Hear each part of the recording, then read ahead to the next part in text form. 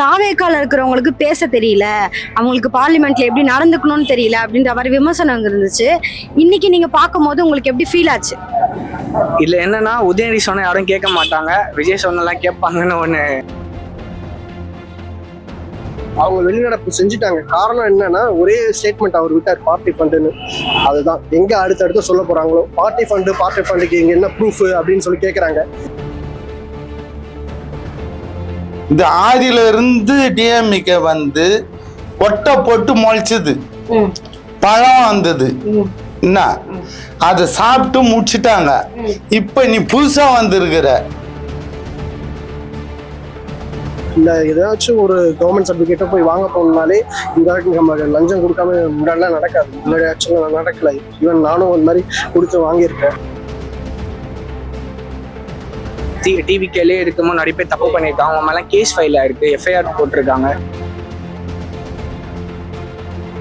அப்போ பார்த்தாலும் நான் நிறைய கட் அவுட்ஸ் பார்க்குறேன். நிறைய எல்லா ஏரியாலையும் ரொம்ப அதிகமாக கட் அவுட்ஸ் வச்சிருக்காங்க, நிறைய போஸ்டர்ஸ் ஒட்டுறாங்க. ஸ்கிரிப்டே இல்லாமல் யாருமே பேசவே இல்லையா? எல்லார் கையிலும் ஒரு பேப்பர் இருக்குது. அவர் பேசலன்னு ஃபுல்லா ஐடிவிங் இது அதுன்னு போட்டு கலாய்ச்சி தள்ளினாங்க சோசியல் மீடியால. இன்னைக்கு பேசும்போது பாத்தீங்கன்னா உள்ளே ஒன்றும் இல்லாம எல்லாம் வெளிநடப்பு செஞ்சுட்டு, அதனால இது வந்து முறைப்படியா அவருங்க கத்துக்கணும் வரல. ஃபர்ஸ்ட் சினிமாவில் இருந்தவர், சினிமாவில் தான் அரசியல் அதெல்லாம் தெரியும் அவருக்கு. இது நிஜ அரசியல், இதுல வந்து நடிக்க முடியாது. 2500 போடுறான் அப்படின்னாரு பிறந்த நாளுக்கு, அது போட்டாரா? சரி, எங்களுக்கு தான் செய்யல, ஆம்பளைக்கு செய்யல. அவங்களே சொல்லியிருக்காங்க, கான்ட்ராக்ட்ஸ் சொல்லியிருக்காங்க, இது மாதிரி வந்து நாங்கள் பார்ட்டி ஃபண்ட் கொடுப்போம், கொடுத்து தான் நாங்கள் இந்த சாங்ஷன் வாங்குவோம், அப்போதான் கிளியர் ஆகும் அப்படின்னு கிளியராக சொல்லியிருக்காங்க. இபிலையும் அதே மாதிரி தான் வந்து கான்ட்ராக்டர்ஸ் ஓப்பனாக சொல்லியிருக்காங்க. அப்போ அதுக்கு மேலே என்ன ப்ரூஃப் வேணும்? நீ கேட்டாங்கல்ல. இப்போ ஸ்டாலினை கடைசியா பேசி முடிக்கும் போது ஸ்டாலின் இப்படி பண்ணார் இல்லையா, அதை இவர் விமர்சிச்சிருக்காரு, அதை பாத்தீங்களா? ஏங்க முருகன் தான் இப்படின்றாரு அப்படின்றாரு, இதெல்லாம் ஒரு இதுவா?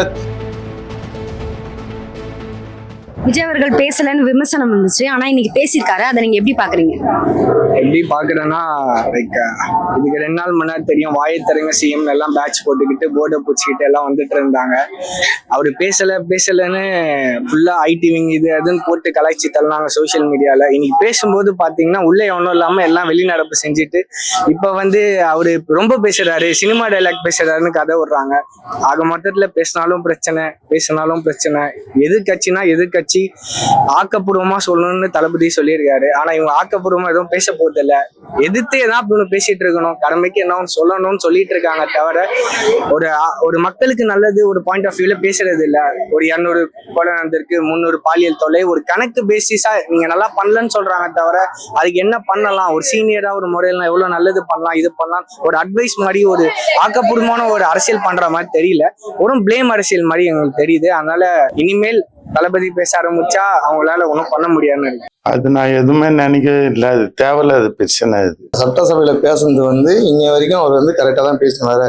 சைலண்ட்னா அதாவது அமைதி, என்றுமே அமைதியா இருந்து எதுவானா வெல்லலாம், ஆனா மௌனம் காக்கும். அவ்வளவுதான், மௌனமா இருந்து எதனா சாதிக்கலாம்னு பார்த்து மௌனமா இருக்கிறாரு. அவர் மௌனமா இருக்கிறாருன்னு அதுக்குன்னு எதிர்கட்சியில இருக்கிறவங்க நான் மௌனமா இருக்கிறான் அப்ப இதெல்லாம் பேசலான்ட்டு அவங்க அதை பண்ணிதான் இருக்கிறாங்க. சைலண்டா இருந்து எல்லாத்தையும் சாதிக்கிறது தான் அவரோட வேலை. அதான் ஃபர்ஸ்ட் ஆஃப் ஆல் பார்த்தீங்கன்னா ஒரு நல்ல ஒரு ஸ்பீச் இன்னைக்கு அசம்பிளியில் கொடுத்துருக்காரு. ஃபர்ஸ்ட் எடுத்த உடனே வந்து அவர் அந்த சட்ட இதெல்லாம் பற்றி பேசும்போதும் சரி, ப்ளஸ் வந்து இன்னொன்று வந்து இந்த இப்போ தனியாக ஒரு லேடிஸ்க்கு ஒரு படை அமைச்சாங்களே, சிங்கப்பெண் சிறப்பு படை, அதை பற்றிலாம் நிறைய கமெண்ட் கொடுத்துருந்தாங்க. ஸோ அதுக்கு இன்னைக்கு பதில் சொல்லியிருக்காரு. மெயினாக அவங்க இன்னைக்கு மெயினாக பேசின டாபிக் வந்து பார்த்தீங்கன்னா அந்த பார்ட்டி ஃபண்டு. இந்த பார்ட்டி ஃபண்டு பற்றி பேசணும்னா வந்து இவங்க சொல்றாங்க இன்னைக்கு நிறைய பேர் வெளிநடப்பு செஞ்சாங்க திமுகல இருந்து. ஆனா எத்தனை பேர் அது வந்து பண்ணியிருக்கிறாங்கன்றது மக்கள் பார்த்துட்டு தான் இருக்காங்க. அது பண்ணதுனாலதான் மக்களுக்கே வந்து ஒரு கேள்வி வந்து அவரே மக்கள் சார்பா சட்டமன்றத்துல பிரதிபலிக்கிறாரு. அது உண்மையை சொல்ல போனா அது வந்து மறக்க முடியாது. சாதாரணமா நம்ம எதாச்சும் ஒரு சர்டிபிகேட்டோ இல்ல ஏதாச்சும் ஒரு கவர்மெண்ட் சர்டிபிகேட்டோ போய் வாங்க போனாலே இந்த வரைக்கும் நம்ம லஞ்சம் கொடுக்காம முன்னாடிலாம் நடக்காது. முன்னாடி ஆக்சுவலா நடக்கல. ஈவன் நானும் அந்த மாதிரி கொடுத்து வாங்கியிருக்கேன். ஓகேங்களா, வேற வழி இல்லாம அது மாதிரி. ஆனா இந்த வாட்டி இந்த ஒரு ஆட்சியில வந்து அதெல்லாம் நடக்கல. ஏன்னா கண் கூட நம்ம அவர் சொல்றது இப்ப சொல்றது அடுத்தடுத்த நடவடிக்கைலாம் எடுக்கிறது பார்த்தா ரொம்ப நல்ல ஒரு மூவா இருக்கு. ஸோ மேற்கொண்டு மக்கள் எல்லாம் வந்து இவங்க நல்லா விரும்புறாங்க அவங்க ஆட்சியை. இவ்வளவு நாள் வந்து உதயநிதி பேசுங்கன்னு சொல்லிட்டு இருந்தாங்க, பேட்ச்லாம் குத்திட்டு போனாங்க.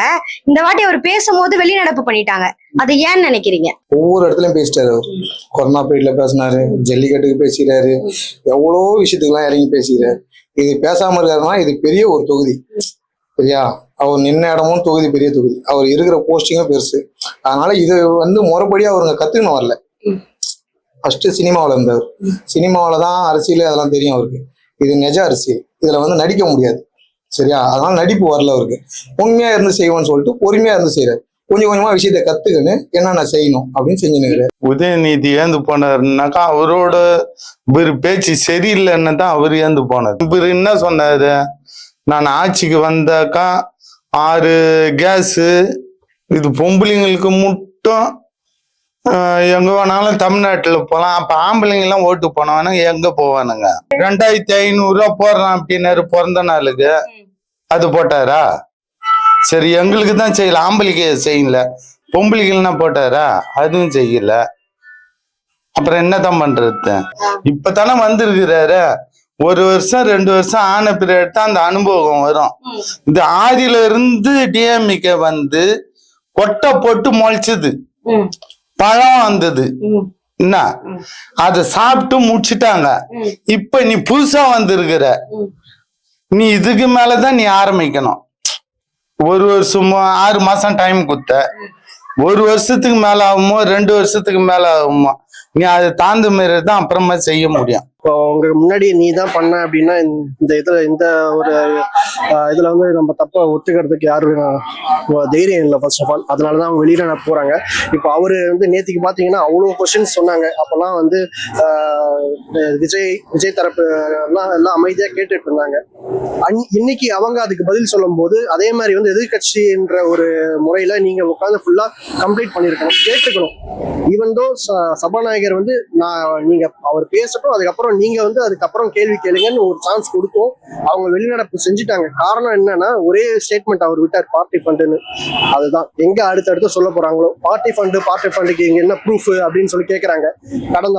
போன மாசத்துல எத்தனை EB contractors, even school contractors எல்லாம் எத்தனை பேர் பேட்டி கொடுத்திருப்பாங்க, நீங்களே பார்த்திருப்பீங்க. அது அவங்க பார்த்தாங்களா இல்லையான்னு தெரியல. பட் ஈவன் தோ நிறைய பேர் ஃபேக்ட்ஸ் கேட்டுட்டு இருக்காங்க. ஓகேங்களா, போய் அவங்க எல்லாம் போயிட்டு யூடியூப் சேனல்ஸை பார்க்க சொல்லுங்க, நியூஸ் சேனல்ஸை பார்க்க சொல்லுங்க. ஓகேங்களா, இதுக்கு வந்து எத்தனை ரிப்போர்ட்டர்ஸ்லாம் வந்து கொலை போடுறாங்களா எனக்கு தெரியாது.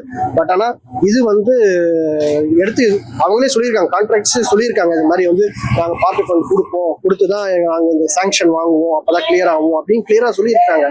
இபிலையும் அதே மாதிரிதான் வந்து கான்ட்ராக்டர்ஸ் ஓப்பனா சொல்லியிருக்காங்க. அப்ப அதுக்கு மேல என்ன ப்ரூஃப் வேணும்? நீ கேட்டாங்கல்ல, எதிர்கட்சி தலைவர் நீ கேட்டார் இல்லைங்களா, எங்களுக்கு என்ன ப்ரூஃப் என்ன ஃபேக்ட்னு கேட்டாங்க இல்லையா? அதுக்கு மேல என்ன வேணும்?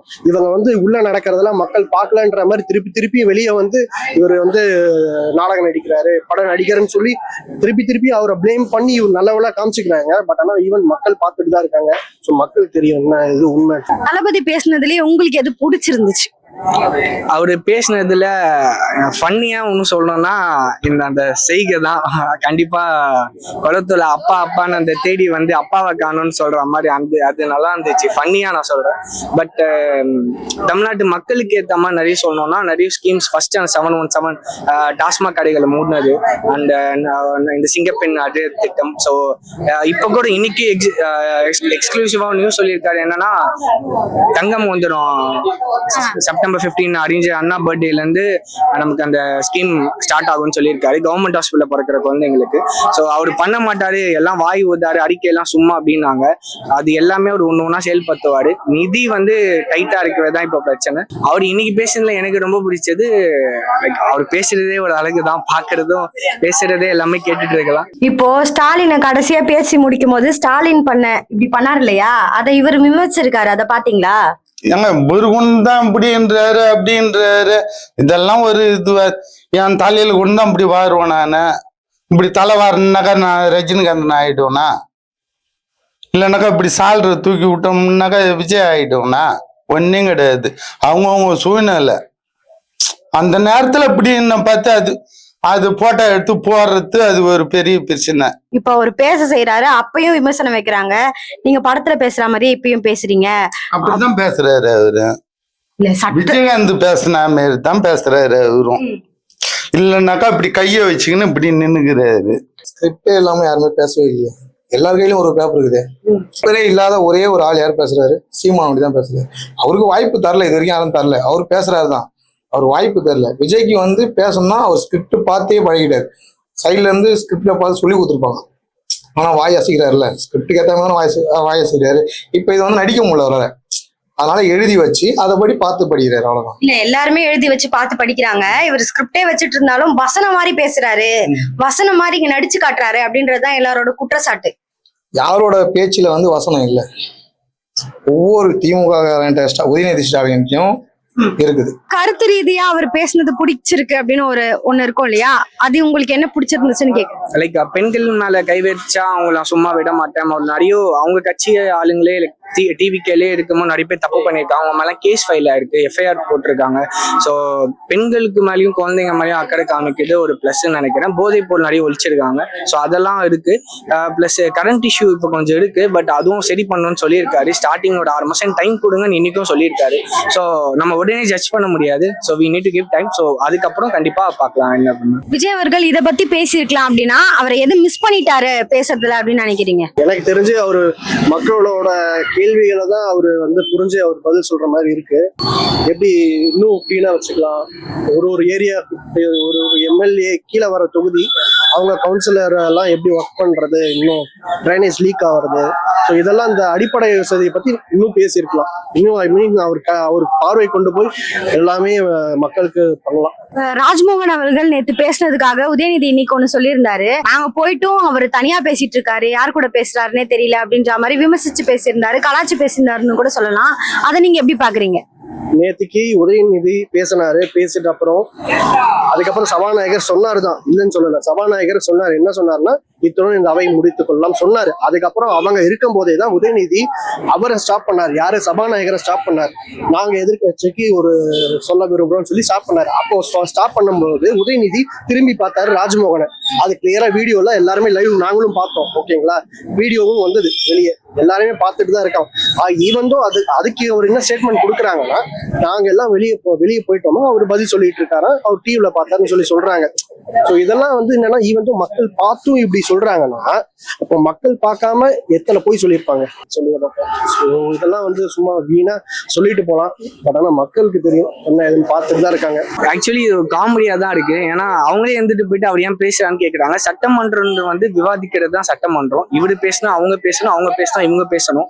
இன்னைக்கு கூட சபாநாயகர் சொன்னாரு, விஜய் தரப்பு பேசிட்டு முதல்ல பேசிட்டு உங்களுக்கு நான் சான்ஸ் தரேன்னு சொன்னாரு. ஆனா அதுக்கு முன்னாடி அவங்க வெளிநடப்பு செஞ்சாரு. அவங்க சான்ஸ் தரேன்னு சொன்னார்ல, போன ஆட்சி மாதிரி மறுக்கல, கண்டிப்பா தரேன்னு சொன்னாரு. ஆனா அந்த வாய்ப்பு தரேன்னு சொல்லி அவங்க எடுத்துக்கலன்னா பார்ட்டி ஃபண்டு நிறைய அவங்க ட்ரிகர் ஆயிடுச்சு. நேத்தே அப்படிதான், லைக் ஸ்டிக்கர் ஓட்டுனீங்க, இது நிறைய ஏகப்பட்ட டிபேட் போச்சு. பட் ராஜ்மோகன் சொன்னது அவரு மாதிரி ஒரு பேச்சாளர் மினிஸ்டர்ல இருக்க ஒரு பெரிய பிளஸ். அந்த மாதிரி திமுகலே ஆள் இல்லைன்னு நான் சொல்லுவேன். ஆக்கப்பூர்வமா நல்லா அறிவா நல்லா பேசுவாரு. தமிழ் உச்சங்கள் மூச்சில எல்லாம் வின் பண்ணவர் அவரு. ஸோ அதனால அவங்க இருந்திருந்தா ஆக்சுவலி இப்ப இருக்க மினிஸ்டர்ஸ் பேசுறதுல டிஎம்கேயால டிஃபெண்ட் பண்ண முடியாதுன்னு நினைக்கிறேன். அதனாலதான் இன்னைக்கு அவங்க எழுந்து போன ஒரு காரணமும் அதான். தாவேக்கால இருக்கிறவங்களுக்கு பேச தெரியல, அவங்களுக்கு பார்லிமெண்ட்ல எப்படி நடந்துக்கணும்னு தெரியல அப்படின்ற மாதிரி விமர்சனம் இருந்துச்சு. இன்னைக்கு நீங்க பார்க்கும் போது உங்களுக்கு எப்படி ஃபீல் ஆச்சு? இல்ல என்னன்னா, உதயநிதி சொன்ன யாரும் கேட்க மாட்டாங்க, விஜய் சொன்னெல்லாம் கேட்பாங்கன்னு ஒண்ணு கன்ஃபார்ம் ஆகி. ஏன்னா இன்னைக்கு பாத்தீங்கன்னா அமைதியா இருக்க நேரத்துல அமைதியா இருக்காங்க. லைக் ஒரு பேசணும்னா பொறுமையா கை தூக்கி சபாநாயகர் சொல்லி பேசுறாங்க. சான்ஸ் தரேன்னு சொல்லியும் இன்னைக்கு பாத்தீங்கன்னா நீங்க மொத்த பேர் எழுந்து நிக்கிறாங்க. டிஎம்கே எல்லாரும் எழுந்து நிக்கிறாங்க. அதுக்கப்புறம் தான் டிவிக்கேல எழுந்து இருந்தாங்க. இத்தனைக்கும் புது கட்சி அனுபவம் இல்லாதவங்க அவங்க அந்த பொறுப்பா எப்படி சபை நாகரிகத்தை கடைபிடிக்கணும்னு கரெக்டா பண்றாங்க. ஆனா இந்த சைட் பாத்தீங்கன்னா அப்படி இல்ல. கேட்டாங்க 75 வயசு பவளவேலா கட்சி, இந்த கட்சி, அந்த கட்சி, அறிஞர் அண்ணா என்னென்னமோ பேசுறாங்க. தவிர அதை ஃபாலோ பண்ணணும்ல. ஃபாலோ பண்ணாம ஊழல் மட்டும் பண்ணிட்டு இப்படி இருக்கிறவங்க அவங்க கரெக்டா ஃபாலோ பண்ணாம டிவிக்கு சொல்றது வேடிக்கையாக இருக்கும். ஈவன் இவங்க வந்து ஒரு தேசிய கீதம் நம்ம இந்தியாவில இருக்கோம், அதுக்கே 2 வாட்டி பாடுறாங்க, ஒரு வாட்டி பாடுறாங்கன்னு கம்ப்ளைண்ட் பண்றவங்க. பார்லிமெண்ட்ல எப்படி நம்ம பேசணும், சட்டமன்றத்துல எப்படி நம்ம ப்ரெசென்ட் பண்ணணும், ஏன்னா மக்கள் லைவ்ல பாக்குறாங்க. போனாச்சு லைவ் கிடையாது, இப்ப லைவ் இருக்கு, எல்லாரும் பாக்குறாங்க. அப்ப எப்படி பேசணும்னு இருக்கு. எங்க கேமரா லைவ் வச்சே எப்படி பேசுவீங்க, நான் இன்னும் இல்லைன்னா இன்னும் எவ்வளவு பேசுவீங்க. ஸோ அதனால இது கண்டிப்பா இது அவங்களுக்கு பேக் ஃபயர் தான் ஆகும் என்னைக்குமே. ஏன்னா அவங்க மாத்திக்க மாட்டாங்க, டேம் ஃபுல்லா டிவி கீழே போடுறாங்க. மினிஸ்டர்ஸ்லயே யார் பேசுறது உங்களுக்கு ரொம்ப பிடிச்சிருக்கு? எனக்கு பேசுறது வந்து செங்கோட்டையன், ராஜ்மோகன், இவங்க 2 பேர் பேசுறது வந்து கல்வித்துறை அமைச்சர் வந்து நல்லா பேசுறாரு. ஏன் அது நல்லா பேசுறாருன்னா அவர் ஒரு பேச்சாளர், புரியுதா? அதனால அவர் பேச்சு நல்லா இருக்கு, எல்லாருக்கும் பதிலடி உடனே கொடுக்குறாரு. அதை சிஎம்ஏ விஜய் சாரே வேணாம் கொஞ்சம் பொறுமையா இருக்கும் பார்த்து சொல்றாரு. வேணாம் சார், நாங்க ஒரு அட்வைஸ் சொல்றோம், அவர் பேச விடுங்கன்னு சொல்றோம். யாருமே பிடிக்காது எனக்கு, ஒருத்தர் கூட பிடிக்கலையா? ஒருத்தர் கூட பிடிக்காது. இங்க இருக்கிறவங்க இப்படி தாவுறாங்க, அப்படி இருக்கிறவங்க அங்க தாவுறாங்க. சட்டசபையில வந்து ஏஞ்சி பேசுற மினிஸ்டர்ஸ் வந்து பாத்தீங்கன்னா ஃபர்ஸ்ட் ராஜ்மோகன் சொல்லுவேன், 2வது ஆதவ அர்ஜுனா சொல்லுவேன். 2 பேருமே வந்து பாத்தீங்கன்னா தக்க பதிலடி கொடுத்துட்டு தான் இருக்காங்க. வித் ஃபேக்ட்ஸ், வித்தவுட் ஃபேக்ட்ஸ் பேச மாட்டாங்க. ராஜ்மோகன் ஒரு வாட்டியும் பேசும்போதும் இது இப்படி பேசியிருக்கலாமே அவங்க அப்படின்னு சொல்லும்போது பாத்தீங்கன்னா, ஈவன் அந்த நேற்றுக்கு நடந்த சட்டசபையிலும் சரி எண்டிங் கொடுக்கும் போது சொல்லும் போது நம்ம மனசுல நினைச்சது அப்படிதான், கலைஞர் பீரியட்ல அப்படிதான் கரண்ட் கட் ஆச்சு. ஸோ அந்த இதெல்லாமே கரெக்டா தக்க பதிலடி கொடுத்தாங்க. ஸோ அந்த விதத்துல வந்து ஒரு பேச்சாளரா ராஜ்மோகன் ரொம்ப பிடிக்கும். இன்னொன்று வந்து பாத்தீங்கன்னா கீர்த்தனா மேடம், அவங்க வந்து பாத்தீங்கன்னா நிறைய பேர் கிண்டல் பண்ணாங்க, அவங்க வரும்போது வேடி கிண்டல் பண்ணாங்க. ஆனா இப்போ வந்து பாத்தீங்கன்னா அவங்க வந்து உண்மையை சொல்ல போனா நிறைய பேர் இன்வெஸ்டர்ஸ் மீட் பண்றாங்க, போய் பேசுறாங்க. அதுக்கே ஒரு தனி தைரியம் வேணும் ஃபர்ஸ்ட் ஆஃப் ஆல். ஸோ அது வந்து அவங்க ஊக்குவிக்கிற விதமா நான் வந்து சொல்றேன். அவங்களே ரொம்ப பிடிச்சிருக்கு, அவங்களோட இதுவும் ரொம்ப பாராட்டத்தக்க. அஃப்கோர்ஸ் ராஜ்மோகன் தான், அதை விட வேற ஆள் இல்லை. ஆதவ அர்ஜுனா அப்பப்போ அவர் ஒரு மாதிரி பேசுவாரு, ஆனா எப்பயுமே ராஜ்மோகன் தான் கரெக்டா பேசுவார். நன்றி. நன்றி.